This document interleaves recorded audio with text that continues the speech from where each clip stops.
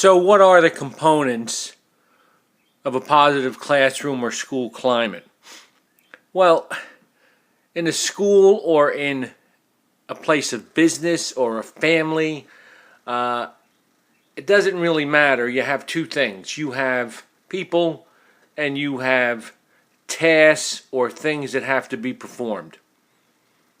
So in a school, two of the things that have to be in place if in fact a positive school climate is going to exist is respect and responsibility.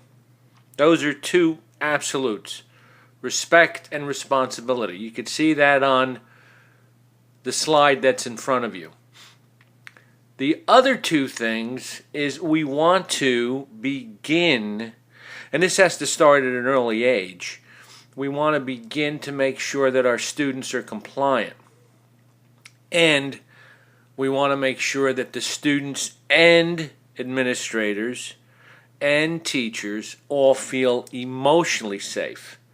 We all want a physical safe environment, but emotional safety is something that's really important. As an example, a child who is worried about leaving the classroom because he's afraid that he's going to confront a bully in the hall on his way to lunch will not have his mind on what he's doing in the classroom because he is constantly operating in survival mode. And we're going to learn more about that when I show you the diagram of the brain.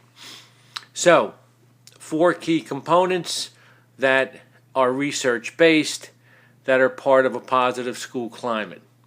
So our goal should be to teach respect, encourage responsibility, to correct non-compliance, and we're going to get the definition of compliance in a minute, and to ensure the emotional safety of our students. Again, you may not see it when kids feel unsafe, but if they're having a problem with another kid, if they're having difficulty in a relationship in the school, they are going to have the feeling that they're not safe. And if there's no safety, there's no learning. A couple of definitions for you. What is respect? It's having a high regard for the rights and privileges of another person.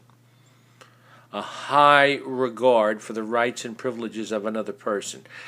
And kids have to have a high regard for themselves, short of arrogance, of course, but they have to have positive self-esteem. They have to see themselves in a positive light, and they have to be able to develop, if you will, a real positive self-concept. If they don't have those, they're going to have trouble having a high regard for the rights and privileges of others.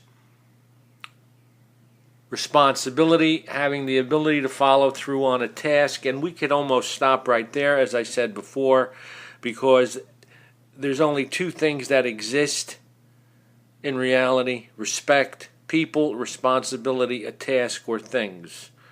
So we have to be aware that if we're going to work on anything, those 2 things have to be in place in our school.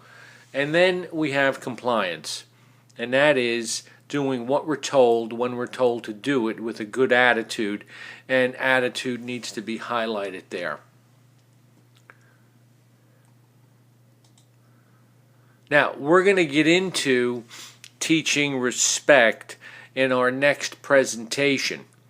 So, this is something that we really want to get ready for. I've given you, there is a list somewhere in the course material that gives you a list of things that are principles that we should incorporate into our classroom and school.